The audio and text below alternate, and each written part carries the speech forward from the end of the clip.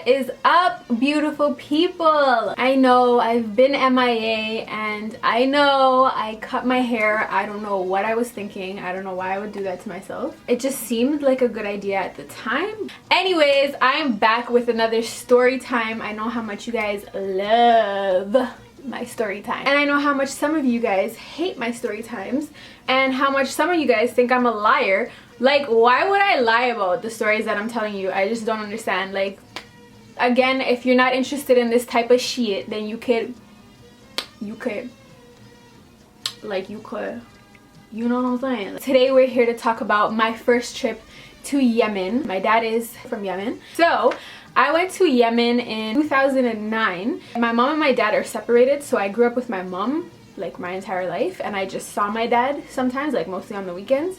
My dad basically talked to my mom and told her that he wants to take me to Yemen to see his mom, and my mom was in the beginning was sort of like no. Basically what happened was my cousins went to Yemen and they came back married, so my mom just thought that that would happen to me too.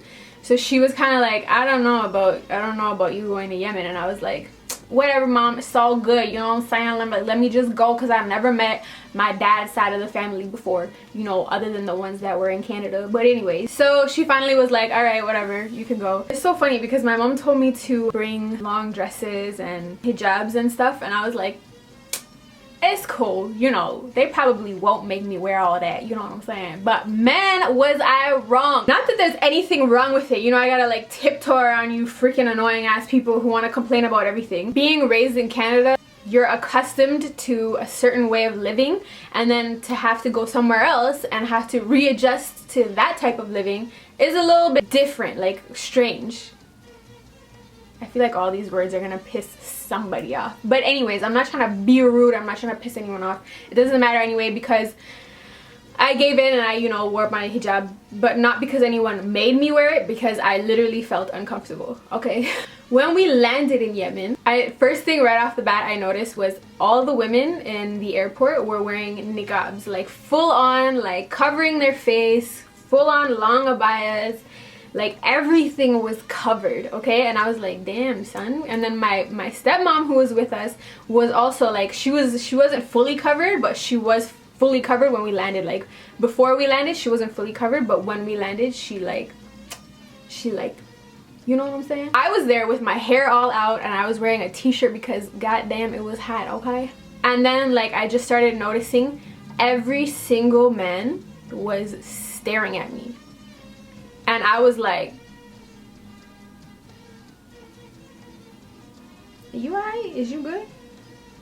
Is y'all alright? Like, I know I'm cute, but I don't know if I'm that cute. You know what I'm talking about? I'm totally kidding. Anyways, it was just really creepy for me. I don't blame them, because they're around women who are like fully covered and fully clothed, which is very respectable. My stepmom like pulled out a hijab from her luggage and was like, girl, you better wear this. And I was like, all right, girl, I'm gonna wear it. I'm gonna wear it, but you know. So then we get to one of my uncle's houses in Sana'a, which is the main city in Yemen. That night, like my mom called me and I literally started bawling. I was like, Mom, I want to come home. I was only in Yemen for 2 weeks, and literally the first day I was like, Anyways, I think like the second day that we were in Yemen, we went to Ib, which is another city in Yemen, and that was like a 4-hour trip. I want to say it was like a driving trip, and it was about 4 hours, and it was going up this like mountain thing, and it was so scary. Oh my god, I thought I was gonna die. So we finally get to Ib, and my cousin was there, my cousin from London, from UK. I had never met her in my life, but she was there with her 2 kids, and her name is Yemen. Yeah, her name is literally Yemen. I thought it was the coolest thing. But anyways, I was so happy that she was there, because I was like, yes, somebody who speaks English. Everyone else speaks Arabic, and honestly, like, I understand some Arabic, but not all of it. And then especially their dialect, like, I'm just like, what?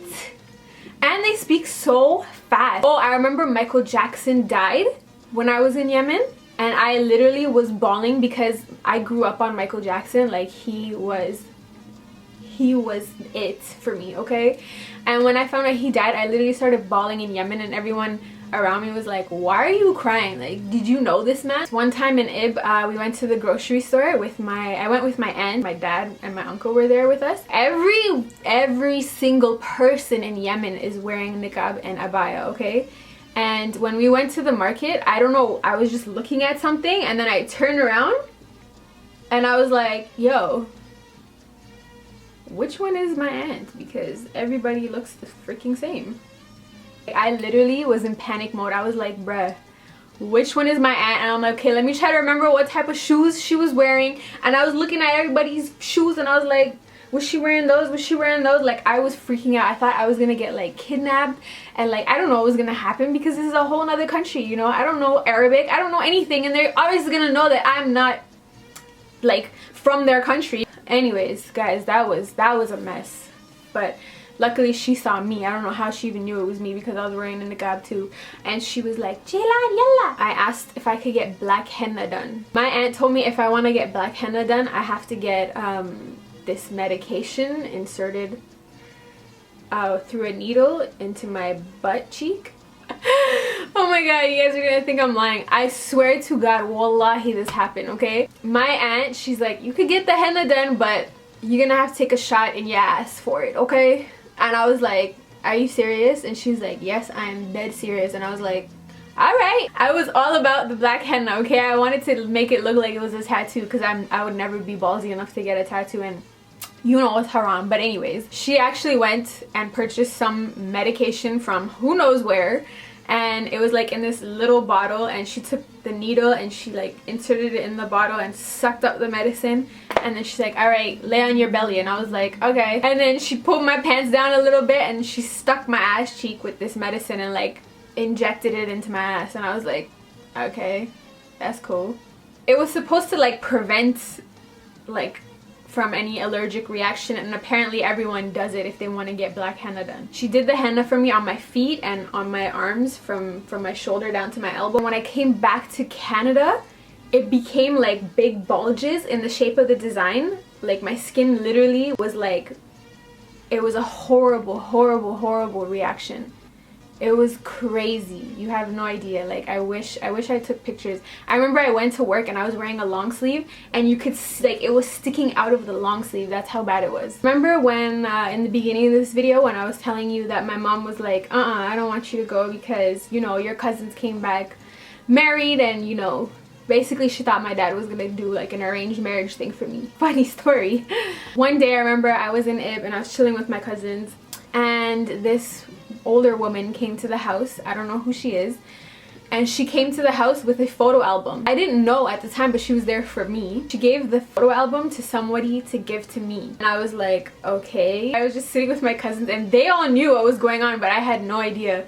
And I'm like looking at, like, I open up the first page of the photo album and then I see this super hairy man, and I was like, okay, like, what is this about? Oh, this guy wants to marry you. And I was like, oh, hell no, hell no. And this man looked like, y'all ever see that show Big Wolf on Campus?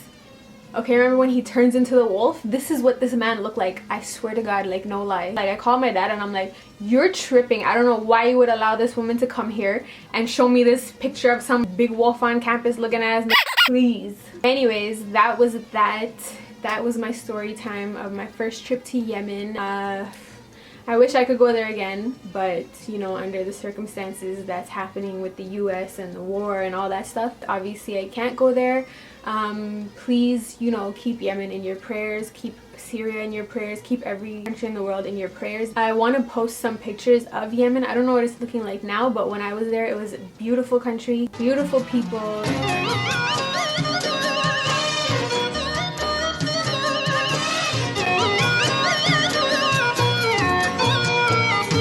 Make sure you like, comment, and subscribe. Anyways, guys, bye.